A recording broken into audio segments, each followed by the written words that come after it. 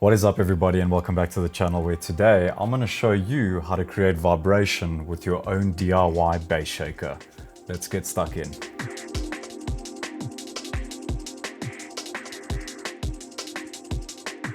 So in today's episode guys, I'm going to show you how you can take an old subwoofer from an old PC speaker setup and turn this into your own bass shaker using a combination of the speaker and SimHub.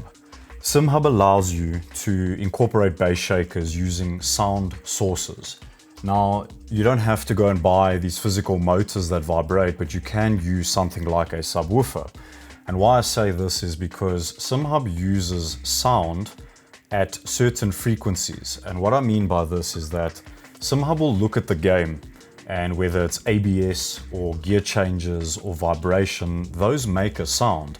And SimHub now picks those up within milliseconds and spits out a hum for you, a vibration. So don't be fooled guys. I'm not using the speaker as a speaker. It's not going to play the game audio back through the speaker. It's working as what they call a low frequency emitter. So when it picks up a specific sound, it'll emit a specific frequency, a hum at 40 Hertz, 60 Hertz, 70 Hertz, whatever you pick. But I'll go more into detail once we link it up and get into the actual software behind it. There's a couple ways we can do this guys, either with an external sound card or the built-in sound card on your PC. The external sound card route, again, there's still a few other ways we can do this in that variation. One being something like this, which is the knob sound amp, via USB. And how this would work is you would physically solder negative and positive to the sub and then twist these cables into these little connection mounts that you can see, and it'll chat to your PC via USB as a sound card. The other route is to use something like what I have, which is the PreSonus audio box, which has jack outputs. So in this route though, however, you would require to keep most of the computer speaker enclosed, as it does the amplification for you and not the sound card. Just bear in mind, if you're going that route via jack outputs to something like this PreSonus sound card, which is not an amplifier in that sense. But in today's video, to keep things simple, I'm going to set mine up using the onboard sound card of the PC, whether you have the rear jack output on your PC or a front panel output. I'm going to be using the front panel output. That being said, I'm going to maintain most of the enclosure that comes with the speaker box, the subwoofer PC box, as it contains the amplifier in there. This also allows me to keep any of the outputs if I wanted to hook up any of the smaller speakers it came with in the future, as it was a 5.1 surround sound setup. So all I'm going to be doing today guys is extending it, removing the sub out of that enclosure and extending those cables, but maintaining the enclosure intact, as you'll see. Let's get stuck into the hardware. So here you can see the stock standard subwoofer, old PC setup in its enclosure, where I'm going to remove the speaker so that I can clip its wires and extend the length of it, as it is too short to still remain connected to its built-in amplifier, but then to be placed by my pedals.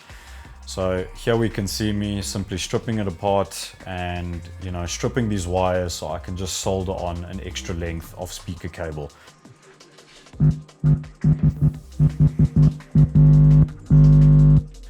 So before we hook it up to the rig, let's actually test that this is now working now that we've extended our subwoofer.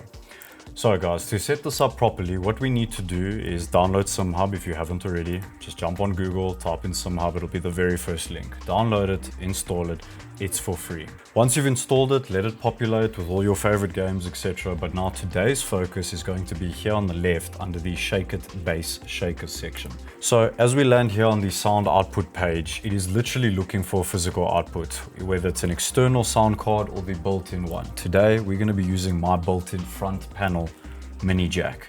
So let's go ahead and click add additional sound output, and I know that it is under the headphones one for me, so I'm going to click that.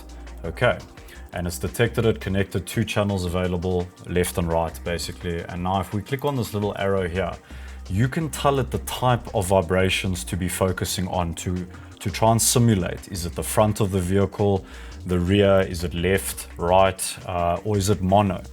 Now guys, I would suggest if you are doing a single speaker setup like this, one sub, to change this to mono so that it kind of just gives you everything out this one speaker. You only have one speaker, so maybe try and maximize those vibrations. So let's go ahead and test this now. I've connected the sub next to me, and now let's go ahead and power it on. Cool. As I said before, I've kept the amp and the power unit all the same within that enclosure so that I can just simply plug in a mini jack and continue. Now that that's connected, we should be able to just hit test now. If I hold this close to the mic, we can tell it's working.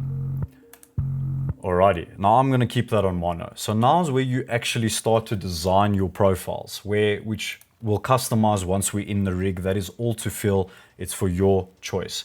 So if we navigate over here, I've already created a bit of a preset for myself for Assetto Corsa Competizione. And the best part, guys, is that you can create different profiles for every single game. Not all games will relay the information the same. You cannot set up your vibration for a rally game in the same way that you would for a GT racing game. Obviously, the natural surfaces are different per game and racing style. So let's go ahead over here and I think example. So ABS is the most important thing for me, being that I'm going to mount this to my pedals. And the beauty is, guys, if you look here, you can control the level of this. So we can turn on whatever features we want here, guys, on the right. But now please bear in mind, you only have one speaker. You cannot pump all of these at the same time, as there'll be so many vibrations coming through that you won't really learn what's happening. So this is really a case of less is more. As you can see what I've activated, I've focused on ABS, I've focused on gear shifting, you know, the clunk in a GT racing car, road impacts, road vibration, traction loss, road texture, things like that. Those are the most important things to me, and I've played around by lowering some of them. So just to give you an example here, if we click under gear shift, it brings up this extra section where you can play around. I haven't, I've left everything on default, but we can go ahead and test each so you can get an idea. So that'll be my gear shift vibration at 55 Hertz. We can change that frequency, we can change the level of how hard it's going to vibrate. Then example, road impacts. Okay, this has got a left and right function. We'll test this to see what happens when we hit on the left. And this is at a lower frequency. This is at 44 Hertz. Listen to the difference.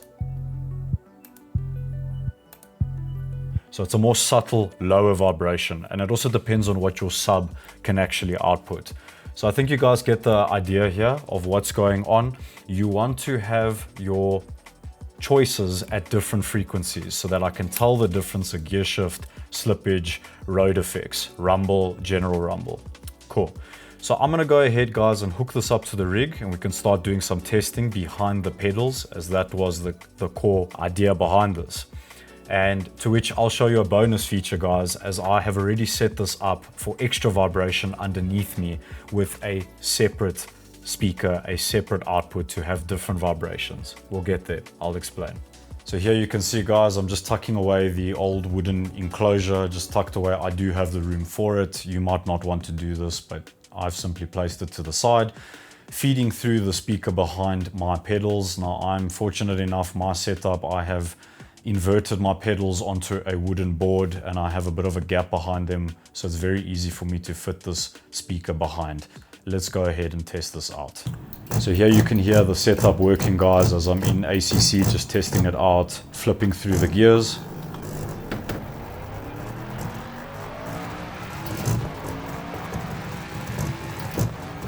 And just general road noise, the vibrations that I've set for road variations. And any impacts.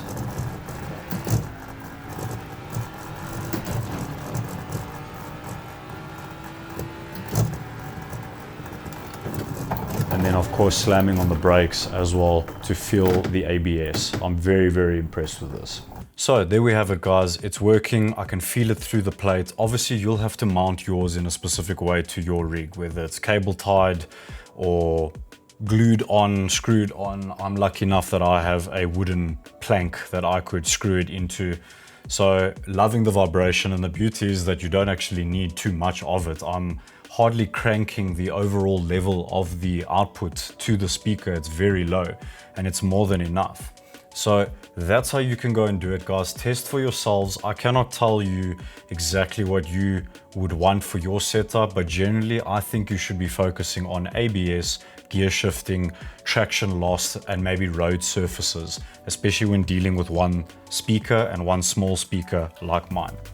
Now, for those of you that would like multiple different vibrations in different locations, I've already set this up. So I had already, guys, set up a speaker, haven't shot a video on it, but underneath my seat is a much larger sub, which controls most of my vibrations. So to do this, you can see here I've activated my other source, the audio box USB. Now, at the moment, I've got that on rear left and right to simulate the rear. So before this video, I actually had this on front and rear because it is the only source I had, or mono. Same thing, in my opinion. So I've now moved this to rear left and right, so I can have the rear left and right coming through underneath me.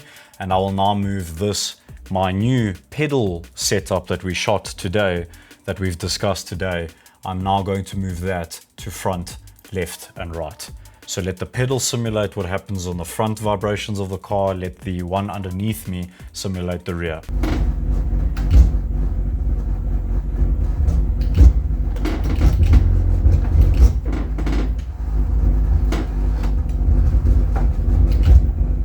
Find your balance between the two, overall level. Go and change certain features. Also, just manually, I have actually dropped the overall level of the sub and the one by my pedals and found the perfect balance where now I'm getting quite an awesome feel between the two of them. So yeah, I think it's worth it. It's fun, it's DIY, especially if you've got these components at home, and it's cheap, if not for free, if you have everything around. And once you're satisfied with your setup, guys, you can save this and you can default it per game by simply going under here under the profiles manager. We've got some features here. You can create new profiles, you can import profiles, you can even clone, you can duplicate profiles. We can edit a profile, example here on my Assetto Corsa. I can edit it and I can set to current game, whatever game is open. So yeah, it's very clever how this works. So I've created different profiles, but as soon as I open up a different game, let's say I open up Le Mans Ultimate, it'll automatically open up my Le Mans Ultimate vibration bass shaking profile that I've set specifically for that game. Well, I hope you guys enjoyed this video. Please let me know if you have any questions in the comments below. Don't forget to like, share, subscribe, and hit that notification bell so you don't miss any of my uploads. Check you on the next video, guys. Cheers.